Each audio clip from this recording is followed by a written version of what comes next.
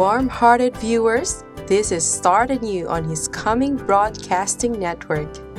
The term Start ANEW is an acronym which stands for sunlight, temperance, air, rest, trust in God,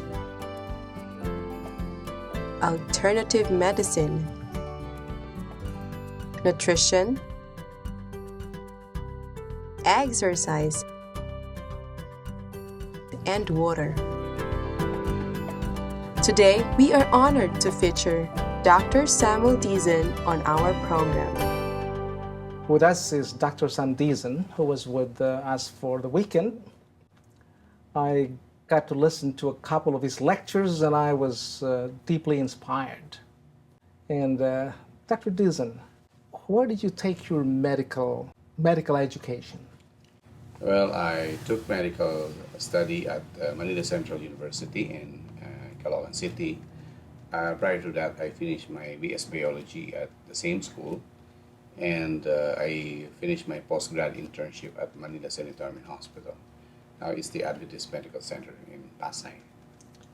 Okay, talking about your medical training. I know when we talk about doctors, we always talk about big money, because they had a study, for example, in the U.S., and they were trying to get the top schools like Princeton, Harvard, Yale, and they're always 1, 2, or 3, and also Stanford University. And this students coming from this place, I think it's 1,500 students they're trying to interview. When the question of job satisfaction and the question of whether they think they are of service to humanity, the top schools are those that offer majors in medicine, in theology, in education, community service, and the like. But when we talk about lawyers who are probably making the most money, as Princeton or Harvard and Yale does, they're in the top rank. But when it comes to this question, they are almost at the bottom. And Loma Linda, a small university over in Southern California, is in the top bracket. It's 91%. And the money, though, the good thing about there's a good and bad thing that happens to these people. The good thing, is that you are happy with what you're doing, but the bad thing is you're not paid as well. Mm-hmm. And those that are happy and are paid well are usually the surgeons. And other than that, they're just satisfied with their job. They're happy, but they don't make a lot of money. And I was wondering what drove you as a medical doctor to do something that you are doing right now.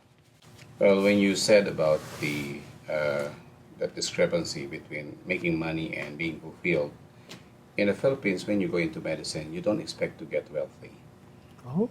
Because if they were expecting that, then doctors would not need to go to the U.S. to become nurses.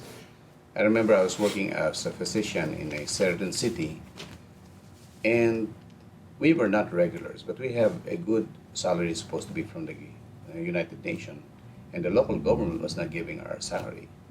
5 months to 6 months, they would just only give about 10% of our salary. It reached a point that we were really, a lot of our colleagues were wanting to go do demonstration. Medical and health is not a priority of the government. Now, in terms of private practice, if you are practicing as a physician, maybe if you have something different from what others are doing, maybe then you can get it. Even as an alternative practitioner, you're not really going to make money because a conventional doctor is going to have about 10 patients and you only had one, and you're just charging the same. So it's not about the money. I got into medicine because my dad was a former minister and my mom was a midwife, and we didn't have a lot of money. I finished my medical studies through the veteran scholarship. And I saw my dad used to tell me that that the firstborn is actually dedicated to the Lord. You have Wow. it's mostly a love of service that you should have. Wow. And my mom says you should be like a tree that bears fruit or at least shade. And if you don't have any impact on the world, you might as well get chopped up and be a firewood. Now, as a medical doctor, I wanted to really go into missions, to go to maybe Africa or something. My dad raised us up in stories about Dr. Livingstone and all Wow. these other Christian pioneers. And I thought I was going to be a missionary. But I got into medicine, and after finishing medicine, I finally realized if you're a medical doctor and you want to be a missionary, you cannot do it if your patient doesn't have money. Because doctors are trained to prescribe drugs for disease, and that's it. We are taught not about health, but how to treat disease. So if the person doesn't have money, you better be willing to shell out your money. Uh, I had severe asthma before when I was a child. When I got older, it disappeared when I went to martial arts. However, when I was working as a physician, as a company physician for a while, I was being exposed to certain chemicals. We were working in Adidas rubber world, and there were some rubbers that they were melting, and I would be exposed to that, and my asthma returned. I got so tired of taking medications, so my martial art teacher was using herbs for training, and I decided to take some of the herbs. It helped me, and I realized I needed something. I needed to learn some things, and I started being introduced to other modalities. If you are willing to learn from non-doctors, they will teach you. So I learned about Chinese herbal medicine. I learned about pressure points. Of course, in martial arts, we do learn about that. Yes. I learned about hydrotherapy, American herbs, homeopathy, and from 1992 to maybe 1995, I was doing it my way. I read a book, Ministry of Healing, by a very good inspirational writer, and she said there, 9/10 of disease could be cured through natural means. I decided to try them. I started getting results. Is Heart it disease, not Hippocrates who said that your food is your medicine? yes, yeah. Hippocrates says Hippocrates, yes. yes. But that is not the concept in medicine. In medicine, we were taught, at least in our time, I graduated from med school 1988. We were taught you have diabetes because it is your family history. You got heart disease because you have family history. You get hypertension. You get all diseases because of family history. What can you do if it's written in your your destiny? So now, of course, the trend is no, it's lifestyle. But then it says it's family history. But you start reading up on books and on nutrition and other things, you realize no, it's you may, as a family, you may have the same diseases, not because it is your inherited tendency, but it's because it's your lifestyle. You have the same lifestyle as a Right, family, so exactly. you end up with the same disease. Yes. I started practicing it. Would have patients with heart disease, with cardiomegaly. And in medicine they say once a heart problem, forever heart problem. And they started getting better. 2 months, 3 months, the blockage will disappear, just from changing the diet, just from changing the lifestyle, and then learning about herbal modalities and so on. And after 1996, I was lucky enough or fortunate enough to receive a special scholarship to go to Eden Valley Institute in Colorado. This is a lifestyle training, a lifestyle disease management center. I stayed there for a year. That's where I learned Wow. patients doing insulin, getting off it in 3 to 5 days time. No kidding. Patients That with fast? cancer, with tumor shrinking, and you can see that. Of course, it involves prayer and cleansing diet and hydrotherapy and other modalities. Then after 1 year in Colorado, and we were supposed to set up a wellness center in the Philippines, I was introduced to a doctor who had training in Tijuana, Mexico, in 3 major centers there for cancer. So that's Dr. Jaime Arcilla. And he had trainings in different centers, and we started working with the Gerson program and other contrast program. And after 6 months, I decided to go back home. When we came back home, we were doing that in California, Moreno Valley, at the Health Education Lifestyle Center there, under his. Yeah, I think I've been there. Yes. Yes. When we came back here to the Philippines, we were called by a hospital in Subic, in the former U.S. Naval Hospital, in SBMA, Subic Bay Freeport Zone. The Singaporeans and Malaysian rented the big 50-bed, actually it's a 200-bed capacity hospital from the government. And the Malaysian Singaporeans were believers of natural healing. So they said to the medical staff, we want a natural healing consultant. They said, we don't have that, and look for them. So they called us. When we came, I was with another doctor who got well from cancer, stage 4, by natural means. So the two of us, she was in charge of the administrative side, and I was the clinician. And we were called, and the owner, the Singaporean owner, said, okay, we're going to give you a place. You start here. If you get more patients, we give you 2 buildings. And we started getting patients. So what year was this when you started? That this? was 1998. Oh. So all the doctors didn't like us, you know. But the owner said they should be here, so we were there. We were not getting salaries from the hospital. We were surviving on our own. We have one motto: God will provide. And whatever we make, we share. So we were 2 doctors, 1 nurse, 1 therapist. Within a year, we have about 45 volunteers, 3 nutritionists, nurses, therapists, and then they gave us the buildings. Were the volunteers paid or? Well, whatever we make, we share. Oh. But we were getting so many patients, you know, that they started bringing us patients that had been told by medicine that they only have 1, 2, 3 days to live. Yes. Now, remember, natural healing is slow, you know. Of course. It's super, super slow. But if you've been told you only have 2 or 3 days to live and you come to us, you are looking for a miracle. Exactly. And God works in mysterious ways. So we started getting results. Liver cancer, liver cirrhosis, patients on dialysis. It got so that we started getting into the media, you know. Balitan K would come, ANC channel, Women's Journal, Women's Today.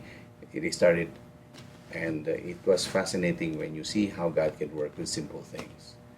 So Wow. that was from 1998 to 2003, and then an American group came, took over the hospital, and we were still retained.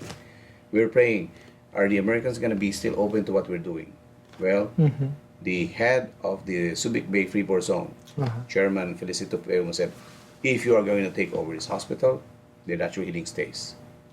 So we stayed. 2000. By then, we have opened up the minds of the doctors in the hospital. Yes. It took us 5 years to open up their mind. Then by 2007, they closed shop because of some problems. Then lately, about 2 or 3 years ago, they opened up, and we were again called to start in that area. So there was a little break there. That little break made us set up our own place. So we I have see. a hospital set up with a department where we run the department with an arrangement with a medical center, and then we have a small line-in for those who really cannot afford that place. And we do the same thing, except it's in a simpler setup in Olongapo City. So what happened after just 2 or 3 years? You said. was about? When the hospital closed down, we went to a small line-in in town Yes. and set up our center there. And then the hospital opened again. Yes, the hospital opened again, and they called us up again, and then we put another group there. Oh, now you have 2. Yes, now we have 2. And we have a branch, a clinic in Manila, in Quezon City. Then we have a clinic in Clark, where a German friend of ours that owns a hotel there, a Clarkton Hotel, which is a German-owned place, really nice. Its designation is 3-star, but the service is 5-star. And he had a friend who had prostate cancer 8 years ago. We treated him, he got well, and he was so happy that he wanted us to set something up there. And the nice thing is we don't pay rent. He spent so much to have it set up, And he said, no, you don't need to give me any percentage. I just want you there. So the Lord Wow. opened doors. Same thing that happened during the hospital days. They gave us a place and gave us freedom to do whatever, you know. Now, have you trained other medical practitioners to do the same Well, I used to thing? have some residents training under me, but they went their own ways, and it's frustrating. I'm actually willing to share what we have. See, my training in the States was provided by the Lord, all expense paid, and I feel I have to pass that on because Yes. we're not getting any younger. Now we are sharing it, but it seems that when you share things free, they take it for granted. So now there Maybe be you got to some. charge. Yes, yeah. We helped develop a wellness center in Palawan for Mayor Edward Hagedorn because he was our patient. Yes. He was for knee transplant, Uh-huh. and we saved his knee 8, 9, 10 years ago, and then after several years it returned. It came back, and he was supposed to be for surgery again, but again we helped him. We put him in a wellness center in Tagaytay called Nurture Spa. That's the number 2 wellness center in the country. And we were able to help him. He was so happy. He wanted us to set up a wellness center in Puerto In Palawan. Princesa. Okay. So we formed a group and we helped him set it up. He sent us 1 doctor and 3 nurses, and we trained them in Subic. Then they came back, they set the center up. But then we had some problems with my business partner, and so we had to part ways. Oh. Unfortunately, they closed up shop after maybe a year or so. And then recently we set up another wellness center for Chairman Felicito Payumo. He had his own place in Bataan. It's a mountain type health resort, and we're still working with it for him. Recently, San Benito Farm, the number 1 wellness center, asked us about linking up with them and helping them with their Where is San program. Benito Farm? It's in Lipa, Batangas. So they want us to help set up some programs for them. That's the number 1 wellness center in the country and one of the top 5 in Asia. So there is financial things that can be gathered from it. But the nice thing about natural healing, I found out, is that it's very fulfilling. Patients who've been told they don't have any chance anymore, God will surprise, you know. And you can use both high-tech things to low-tech things. You can use expensive things or very simple things to get results. It's very Filipino friendly. If you're wealthy, you can use it. Maybe I give you some high-tech equipment or things. If you are not wealthy, I can still give you things. You can go to the market and find things there. So I feel that as a medical doctor, I am doing more work because I have more weapons to use in my armament. Yes. I'm not limited to what conventional medicine I has. see. The strength of conventional medicine is the emergencies. You know, that's Correct. what surgeons feels fulfilled because they know they're doing something. You know, Yes, they're getting yes. results. The weakness is the long-term disease, the chronic illness.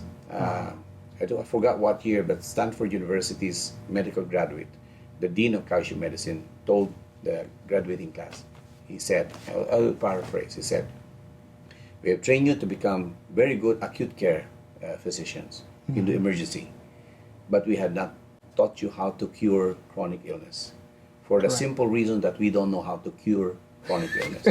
What are chronic illness? Illness that are long-term. Heart disease, diabetes, arthritis, autoimmune disease. These are diseases that last so long, you know. Yes. But the simple thing is these are mostly lifestyle linked. Yes. And the reason why conventional medicine doesn't know how to treat this disease or cure this disease, they're only treating, not curing, is because they have not been taught what a lifestyle should be. Okay. What is health? You ask a conventional medical doctor, how do you become healthy? There's no answer. There's no answer.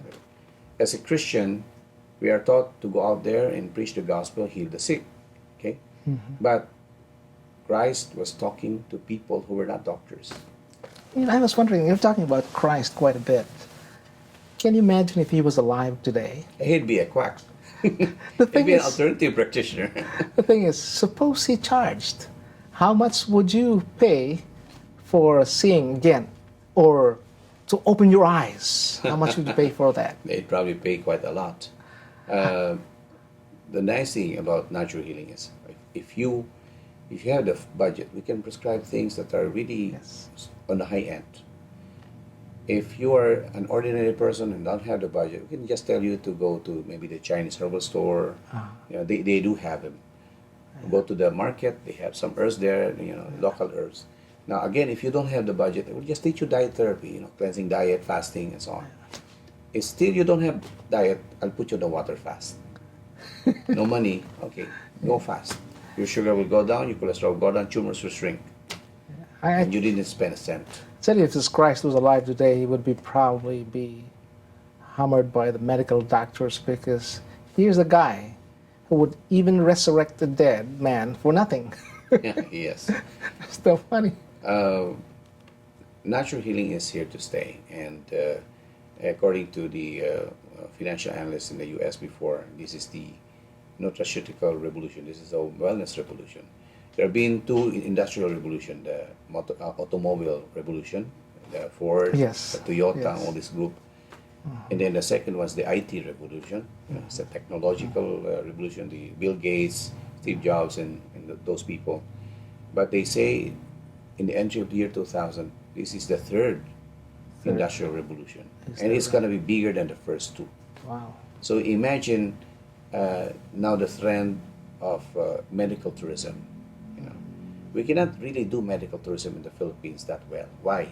Because the hospitals in India, in Thailand have cheaper rates. Their drugs and medications are even cheaper than what we have. Yes. So we correct. cannot compete with that market. Yeah, we have plastic surgeons. Yeah, we can do these elective surgeries, but they don't. They have them too. You go to China, a complete cancer test will be many times cheaper than what is being even in our less expensive hospitals. Well, But we can compete in terms of alternative medical tourism. okay, now, alternative medical, to, alternative medical, we're talking about this Therapy, yes. therapy. What kind of modalities are you talking about? Well, we use nutrition. We can do cleansing diet. We can do infusions, IV infusions. We're doing mega vitamin therapy. We're doing Hallelujah Diet program. We're doing the Gerson program, Gerson Plus program. We very much believe in the scripture being our guiding force. This is a lot of diseases that we are talking about. For example, how about we'll just focus on one? How about cancer? What do you do for cancer patients? Cancer is a multifactorial disease.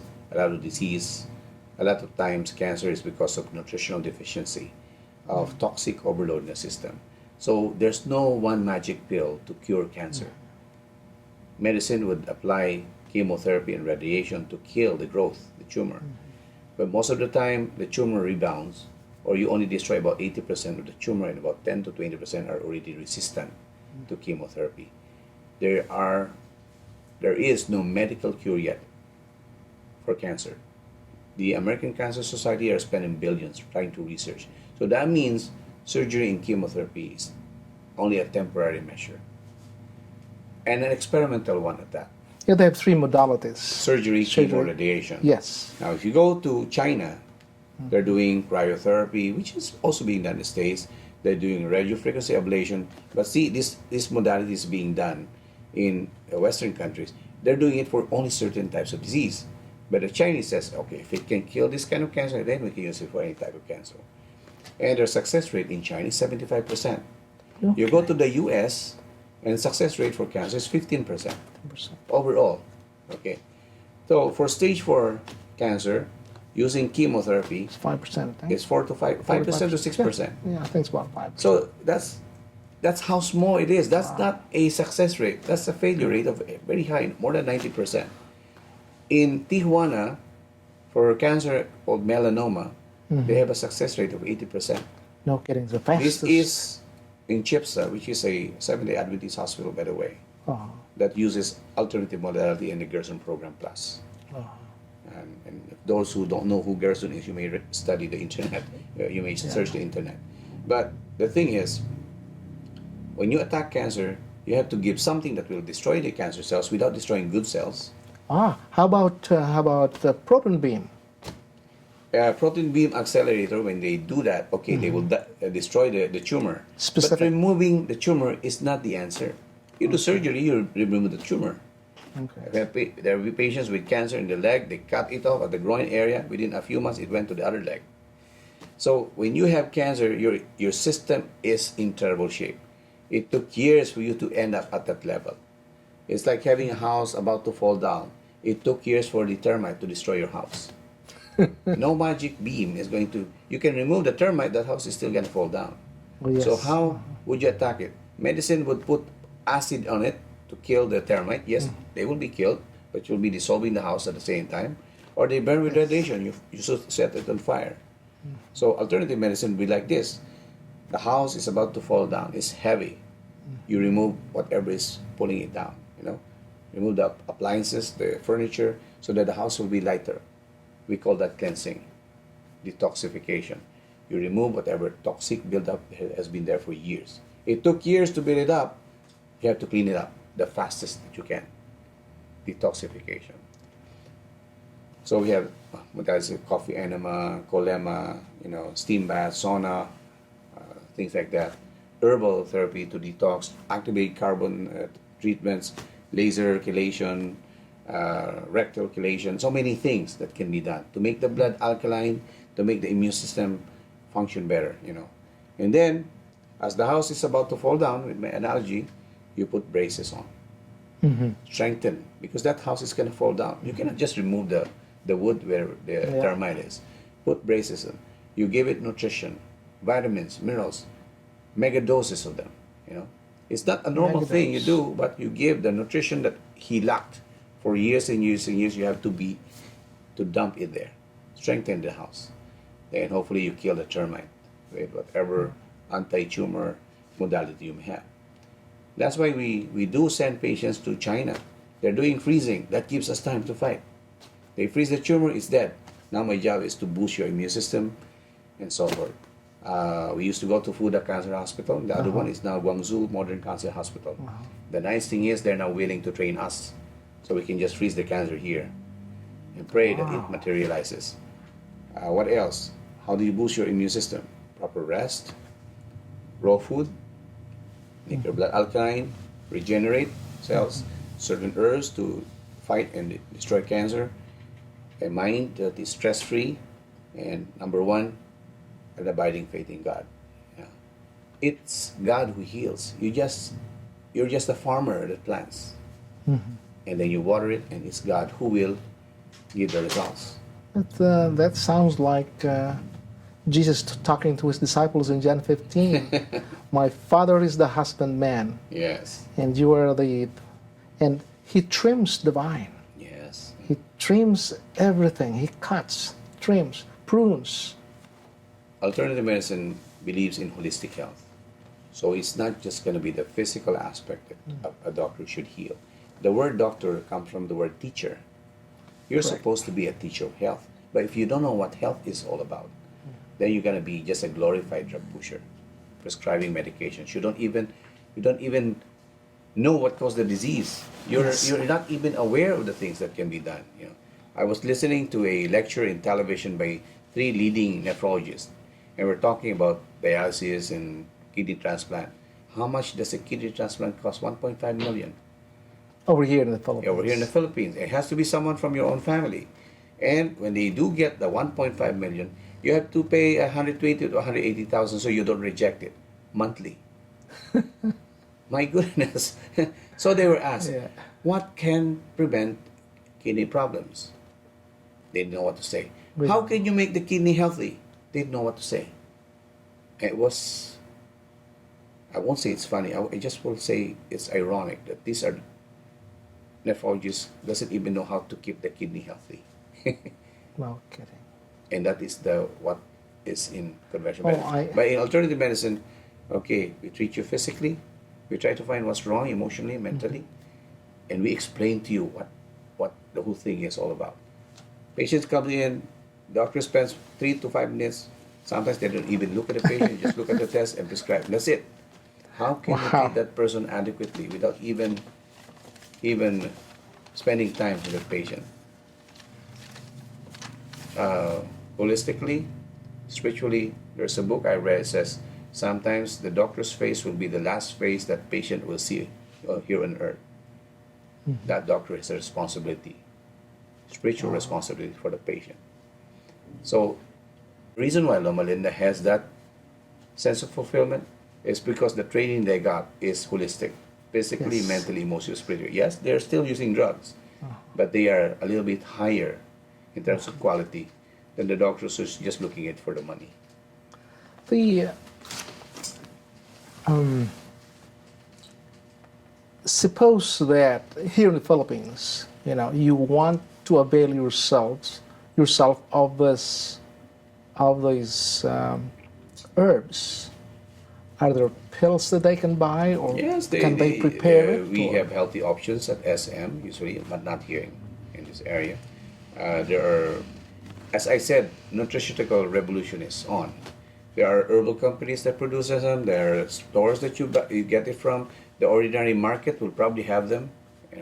They have the high end, the low end, and the middle end, the middle income group.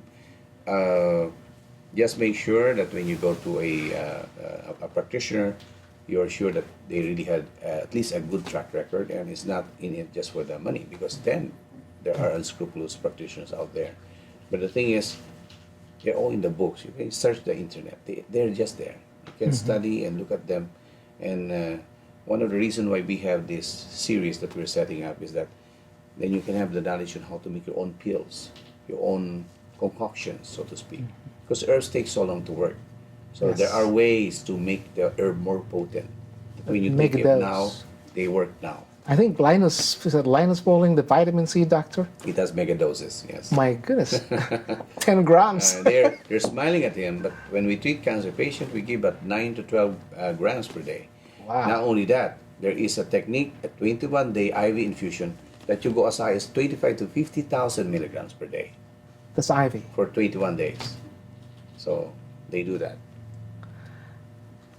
Okay, this was a long discussion. Yes. But we need to hear a lot more from you. Friends, we will be back in a few minutes or in the next session. This is HCBN again, inviting you to listen again to these discussions we have on health. Start anew with Dr. Samuel Dizon.